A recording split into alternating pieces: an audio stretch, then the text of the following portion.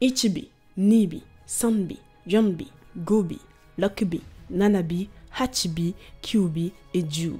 Pour ceux qui découvrent Naruto ou qui n'ont pas forcément fait attention, sachez que vous savez compter jusqu'à 10 en japonais. Ne me remerciez pas si le but de cette vidéo, le retour de mon format préféré, Culte Anime, qui montre les faces cachées de vos animés et mangas préférés pour comprendre la signification des personnages, mais aussi découvrir les légendes qui ont inspiré ces histoires qui nous plaisent tant. Mes chers Kage, bonjour et bienvenue pour une nouvelle vidéo. Aujourd'hui, on se retrouve pour parler des faits culturels que vous ignorez certainement sur les personnages, les techniques et les lieux de Naruto et Boruto. Bien évidemment, si la vidéo vous plaît, n'hésitez pas à lâcher le petit pouce bleu et à vous abonner si le contenu de ma chaîne vous plaît en activant la cloche, car cette vidéo n'est qu'une partie des faces cachées de Naruto et Boruto. D'ailleurs, 2 autres sont déjà sortis sur la chaîne, n'hésitez pas à aller y jeter un petit coup d'œil. Bref, c'est parti pour ce nouvel Culte Anime.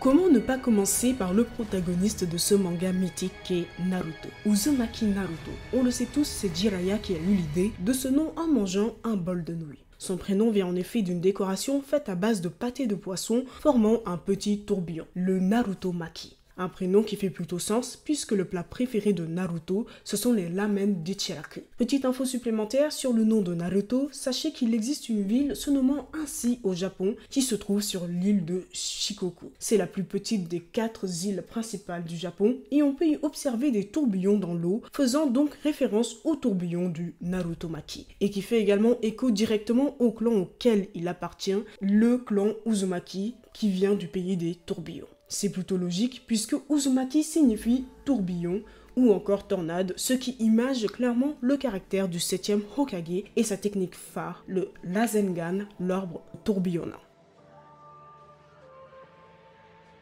On continue avec un autre membre de l'équipe 7, le rival de Naruto, Uchiha Sasuke. Pour lui, son prénom est inspiré d'un célèbre personnage du folklore japonais, un ninja se nommant Sarutobi Sasuke. Il ferait partie d'un groupe de 10 ninjas ayant combattu pour un daimyo de l'ère Sengoku, Sanada Yukimura. Sasuke est généralement représenté avec une relation de rivalité avec un autre membre du groupe. Il est de loin le plus populaire ou du moins le plus stylé. Là, vous commencez à comprendre d'où vient l'inspiration de l'image générale du rival de Naruto. Parce qu'on ne peut pas le nier, Uchiha Sasuke a un sacré flow et un certain charisme, contrairement à Naruto, du moins dans la majorité de l'histoire. Parce que personne ne fera plus grotesque niveau flow et charisme que lors de l'entrée de Naruto pendant l'arc Pain. Pour ce qui est du nom de famille de Sasuke, là je pense que plus de personnes le savent, son nom signifie éventail. Mais c'est un éventail non repliable et représente surtout tout simplement le symbole du clan, un symbole logique puisqu'un éventail peut servir à attiser le feu ou inversement.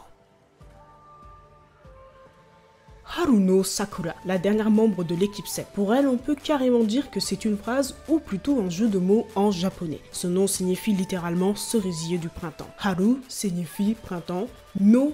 Pour faire simple, c'est une particule en japonais qui permet soit de parler d'une appartenance ou de relier 2 noms. Pour le nom de Sakura, ici on relie 2 noms, Haru signifiant donc printemps et Sakura signifiant cerisier en fleurs. Pour ceux qui sont curieux d'en savoir plus, je vais vous donner un autre exemple. Watashi wa Minato no Seto desu. Ici, c'est une phrase qui exprime l'appartenance. Je suis l'élève de Minato. Voilà, est-ce que je viens de profiter de l'occasion pour montrer que je sais un petit peu parler japonais? Oui, totalement. Après avoir parlé de l'équipe 7 de Konoha, je vous propose maintenant de nous concentrer sur les 3 ninjas légendaires de Konoha.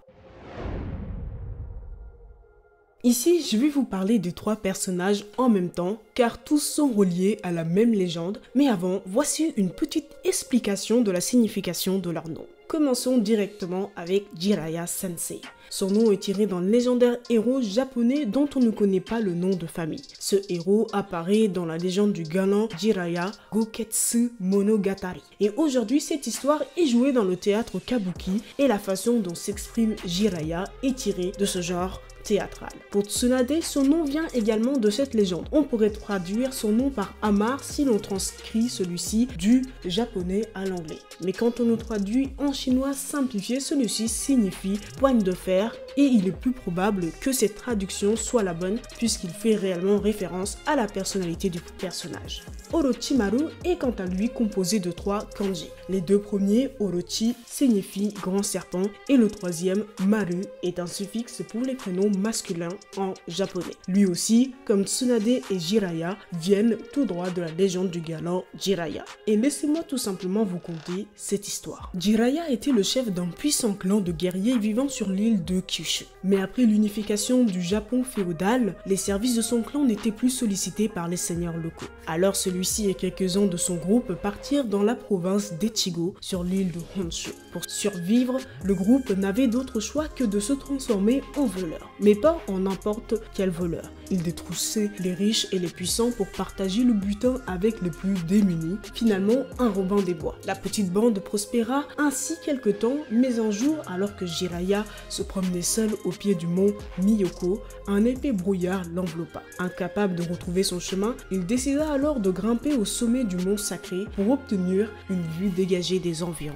C'est ainsi qu'il rencontrera un ermite immortel qui lui enseigna une forme de magie naturelle très rare, donnant à Jiraiya le pouvoir de se transformer en crapaud géant. Et oui, mes chers Kage, Jiraiya a tout simplement appris le Senjutsu. Et là, vous comprenez tout simplement de quoi Masashi Kishimoto s'est inspiré pour inventer son Senjutsu. Mais aussi le personnage de Jiraiya, caractérisé par son sens de la justice et de la paix, car oui, l'histoire n'est pas encore terminée. Continuons. Grâce à son apprentissage, de retour chez lui, Jiraiya vaincut rapidement ses ennemis et fit régner l'ordre et la justice dans toute la région. Un beau jour, il rencontrera Tsunade, une belle et jeune femme qui maîtrisait la magie des escargots et pouvait aussi se transformer. Bon là, j'avoue qu'ils auraient pu nous la transformer en quelque chose d'un peu plus élégant, mais écoutez, c'est l'histoire, on va faire avec. Dans Naruto, Tsunade possède également cette magie. La différence est que ce n'est pas un escargot, mais une limace. L'aventure continua, Jiraiya et Tsunade tombèrent amoureux et se marièrent rapidement par la suite. Ils vivaient une vie paisible jusqu'au jour où le disciple le plus proche de Jiraiya, Yashagoro, fut ensorcelé et possédé par un serpent qui utilisa le jeune homme pour être le disciple de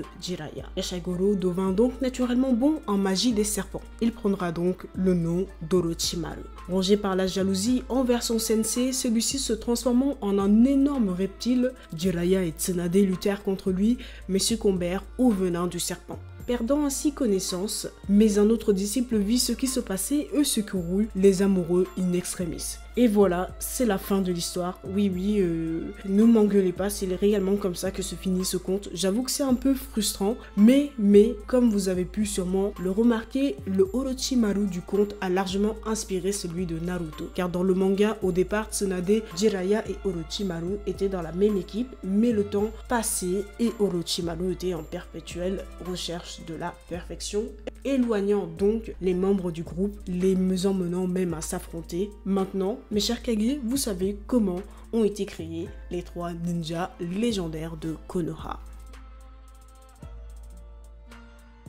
Et bien évidemment, avant de terminer la vidéo, il me fallait conclure celle-ci en parlant du village mythique de notre cher protagoniste. Konoha, de son nom entier, Konoha Gakure no Sato, signifiant littéralement village caché par les feuilles d'arbre. Savez-vous comment Masashi Kishimoto a créé cet endroit? Celui-ci s'est inspiré de son village natal, Nagi, une petite campagne se situant sur l'île de Honshu, entourée de montagnes et de forêts. Lorsque l'on parle de Konoha, on voit directement la montagne où sont sculptés les visages des Hokage. Sachez que c'est directement inspiré du célèbre mont Rushmore situé aux États-Unis, où sont taillés les visages des 4 présidents américains les plus marquants de l'histoire entre 1770 et 1900. Et donc voilà mes chers Kage, la vidéo touche à sa fin, j'espère qu'elle vous aura plu. Si c'est le cas, sachez qu'il y en a 2 autres qui ont été faites, donc n'hésitez pas à aller les regarder. Il y en a une qui parle des bijoux dans Naruto et l'autre qui parle plus précisément de Kyuubi et de ce qu'est le kitsune dans le folklore japonais. Et sinon, n'hésitez pas à lâcher le petit pouce bleu et à vous abonner si le contenu de la chaîne vous a plu.